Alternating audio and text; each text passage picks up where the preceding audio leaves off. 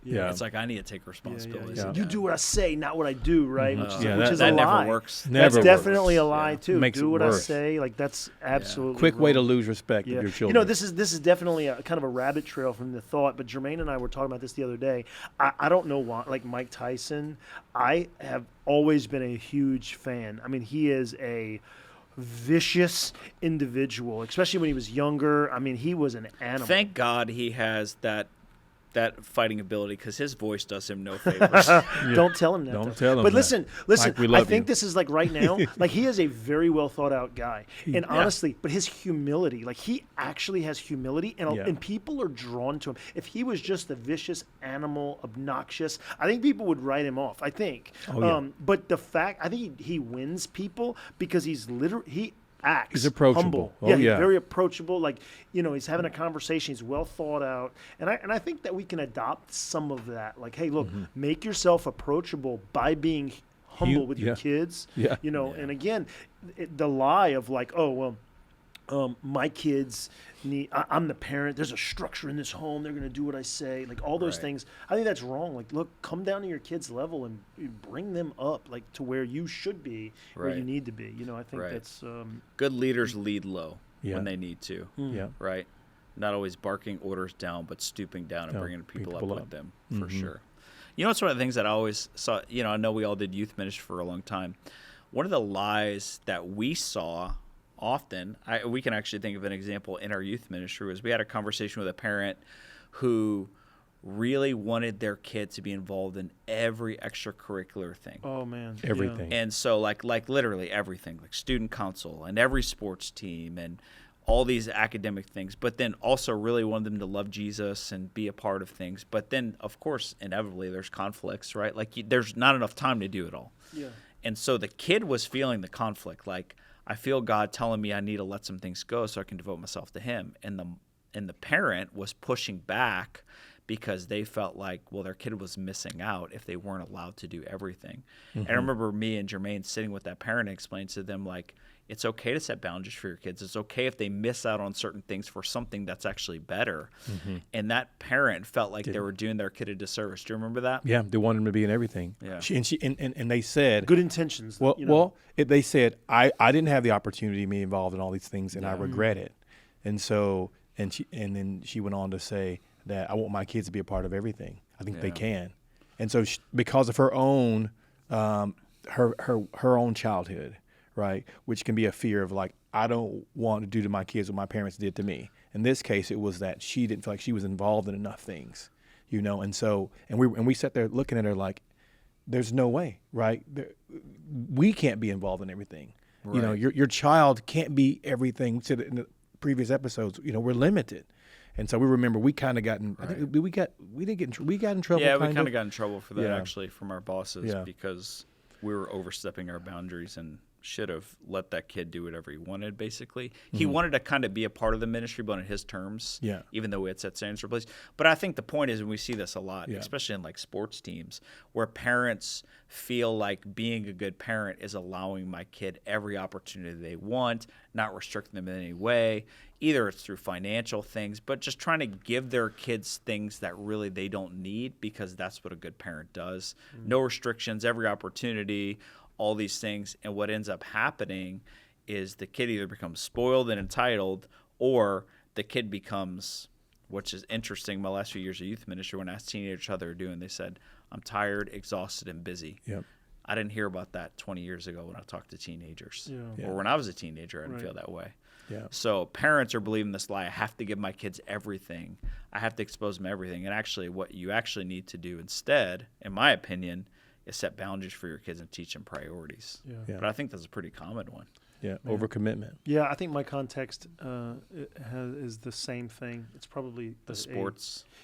Sports rules our society where we are, and it's fun. Sports are great. Yeah, they're great. But it's like, man, the travel ball. It's nonstop. And again, I'm not knocking it, but it's like, again, what you're saying is, what is our priority? You know, it makes it hard. Like, hey, I want to give my kids every opportunity. For me, there's no way, we can do that because I'm not dragging 4 kids all around. Just which is for good. Like, how do we baseball. teach our kids priority? Yeah, right. How do we teach our kids how to prioritize, right? What to say no to if they're committed to everything, if they're overcommitted and they're not able to keep commitments. So the thing was, we had commitments, which is just normal life. Right. And when you can't keep the commitment, we were just like, okay, we got to make a decision here. It was no pressure. It was just in life. We're not preparing our kids by having them committed to everything, and things they're dropping balls and things aren't happening. We're raising them to be responsible people and individuals. And when there are so many commitments, back when I was growing up, it wasn't travel ball and all these other teams and this team and that team. I mean, those things were kind of here and there. Things were a little simpler. But now it's like 24/7, 365. And how is your kid, you know what I mean? It's not healthy for an adult. We have adults that have breakdowns. What do we think is going to happen to kids if we keep pushing them the way we are? Yeah. I wonder what drives parents to do that to their kids. Like, what mentality do they have? What do you guys think? Like, to not say no, to not put restrictions on their kids. I think for some of it, personally, as a kid, like looking back, I think I would have liked a little bit more opportunities. Okay. There are certain areas that I'm like, man, I wish I would have had an opportunity to do this. And I'm sure everybody would say that. Like, there's something like, man, it'd been great to go to this basketball camp or this football camp or this, like, to have an opportunity that we saw other people have. And it's just something that's in us. Now, again, maybe we all have it. Now, from that place, again, I'm going to go back to the word intention. Like, parents are intentions. Like, I want my kids to have everything they want. That's the idea. And so, because that's being a good parent. Because that's being a good parent. Everything they want. Give them everything they want, the things that I think they should have. Yeah. Where I lacked as a kid, I'm going to step. I didn't get to go to that baseball camp and have, a professional hitter work with me on my bat swing. Right. A couple of my friends did, and they were better baseball hitters than I was. Right. So now I have to give my kids these things that I didn't have, and I think it's rooted in intentions. But the lie is, good intentions are not enough. Yeah. Like they're not enough. Like there has to be, like you used the word, Nathan, like balance and prioritize. Yeah. Those things have to be weighed. Like give your kids the things. I think in the short term, it probably seems like good parenting. Right, yeah. But if you're only parenting for the short term and you're only looking at the now, you probably seem like I'm doing a great job for your kid.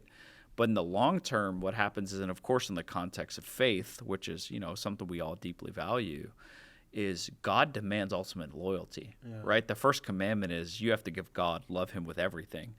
And so to choose to follow the first commandment is to say no to many other things. Yeah. Like you can't do it all. You can't say yes to everything. So I think one of the pitfalls, and maybe parents don't realize, is what you're teaching your kids is allegiance to God as first priority, as first commandment, isn't as important as God thinks it is. Like, one of the things I always say is we can't ever put second what God puts first. And if God puts loving him with all our heart, soul, mind, strength before everything else, then we have to make a choice that there's going to be competing idols that our kids are going to have to face. And we have to be the kind of parents like Elijah who tears down the conflicting idols and gods that try to compete for our kids' heart and attention, because that's ultimately what we're stewarding as parents. Like, it's not just about, man, my kid's really great at sports. The likelihood of most kids going professional is probably not going to happen anyway. But or what we should care about is that our kids, when they're 60, 70, 80 years old, still love Jesus. And so we have to parent from that place now and think about that now. Yeah. And I think also parents helping their children understand that all these gifts that we have are meant to bring glory to God. Yeah. So we leverage this gift to bring him glory, but when the gift is only bringing me glory and he's lost somewhere in the shuffle, there's a danger. Oh, you feel like parents are almost like vicariously living through their kids, you mean? Or? Yeah. I think sometimes they're vicariously living through their children. Absolutely. Yeah. It's like sometimes I had this thought as you were sharing and preparing for this. We often remember what we didn't have, but we fail to acknowledge what we did have. Right. So all our emphasis and our focus becomes on, I didn't have this and I didn't have that. And so we're parenting from this place of lack instead of parenting from this place of Dude, that's good. Of gratitude. Yeah. I did have this. My parents did this right, and they did this right. and leveraging those things. And oftentimes our fears and our phobias, we're parenting from those things. I didn't have this. I wouldn't have this more. And then that leads us to we're running in all these. There's no boundaries. There's no priority. We're just we're just running. And our kids are more anxious today than ever before. They're more depressed. All these things. I think it's because they're overstimulated. Yeah. They're doing overcommitted. Yeah, 100%. How would you verbalize that, in a short phrase? And maybe this will take a second to come up with. Yeah. But that's a really interesting thought to say that we're now working from the place of what we didn't have versus what we did have. How would we say that as a lie? The lie is we are needing to give our kids what we didn't have rather than from the place giving them what we did have, the good things. Yeah, the lie is we're focusing It's gratitude versus greed, basically. Yeah, I think it's those two things conflicting with each other, right? Yeah. Gratitude is I'm thankful for what I experienced. Greed is it's never enough. I want more. Yeah. Yeah. And so I think those are two things that parents really need to wrestle with, and even seeing their own kids, where's the practice of gratitude and what we did have in our upbringing, and then teaching those things to our kids. I do think there is this, Corey, who we're going to interview, Corey Russell in a few, he calls it the lust for more. And, Jesus talks about in the Beatitudes, just blessed are those who hunger and thirst after righteousness, for they will be filled. There's certain things that satisfy us, and there's certain things that only feed greed and lust more. And so I think if we're not careful as parents, we'll, like you said, forget and minimize the good that did happen because we're controlled by the spirit of the age, which is greed and lust, right? It's never satisfied, right? It's a bottomless pit. And so then you feel like you're being a good parent by giving your kid things that actually are going to pull them away from God, pull them away from gratitude, pull them away from the priorities that actually matter most. So I think that's important to recognize too. Yeah, it is. Right? And the fear, because the fear is my kid's going to miss out. Right. And I think pain, we know this, pain and trauma, those things it's a magnifier. So if we're living from that place, we've magnified these few things that we don't want, we missed out, we regret, our things. It's a magnifier versus, like you're saying, gratitude is I'm magnifying the Lord and I'm being thankful for what I have had in my life. Right. Yeah, I think that's another, what you said, Nathan, is really good. Obviously Ecclesiastes, the eye is not satisfied with seeing, the ear is not satisfied with hearing. And it is human nature, without a doubt, to get something and that something is satisfying us in a sense, and then we want something else. Right. When is it enough? Exactly. And Ecclesiastes says it's never enough. Right. Right. I think only God is enough. God is the only one who can ultimately will yet be satisfied and always thirsty for more, because He's infinite in all of His ways and His personality, and it's just absolutely an amazing encounter to fellowship with God. But back to what I guess my point was, if that is always the perspective, who's going to stop it? And the perspective is, let's go back to our parents, our parents, grandparents. Everybody had something that they wanted and couldn't have. But back to Jermaine's point, it's hey, let's be satisfied and let's remember the good things that we did have. I think that's a great place to be. Because again, our kid, guess what? We're not going to be able to give our kids everything. Even if your kids do everything, there's still going to be something that they want to do that they weren't able to do because you're doing everything. They're missing out on the quote one thing. And then when they're older, they're going to want to push their kids to everything, and then their kids are still going to be lacking. But the lie is, if you have everything, you really have nothing. Because anything of value requires quantity and quality. So you can't have a lot of family time and a lot of sports time and a lot. You're going to have to choose. And I think that's one of the lies people believe in is I can have it all. I can do it all. No, you can't. You can't. You're going to suffer, and you're probably going to suffer in the areas that matter most. Right. If I can add one more, I know we're trying to wrap up, but one of the things that we've probably all seen is it seems like a lot of Christian men feel like it's someone else's responsibility to teach their kids faith, to disciple their kids spiritually, to lead them spiritually. So so the pastor, I pay my tithe to the church, and it's the pastor's job to. Their fault. So who do they lean on when the kid's in trouble? not themselves, not the Lord. They call the youth pastor and be like, please rescue me out of the situation I'm in one meeting. And like, and this has happened over and over again. I'm sure we've all seen it. But I think there's this whole idea of we delegate our spiritual authority to someone else who seems more qualified. And I think you guys agree with me on this. That could not be further from the truth because we understand in the kingdom of God who has ultimate authority. It's the father in the home. Like the father is the first pastor. It's not the youth pastor. shepherd, It's not the kids pastor. Like the father is the pastor and shepherd of his family. And I think that's one thing we see a lot because obviously we deal with a lot of men in church where for whatever reason, whether it's sin or they feel like they don't know a lot of the Bible or whatever it is, they've disqualified themselves and said, I don't know enough to teach my son, and he seems like he really knows a lot, so it's better for my son to teach him. Right. But the truth is even a great youth pastor sees your kid 1 to 2 hours a week maximum.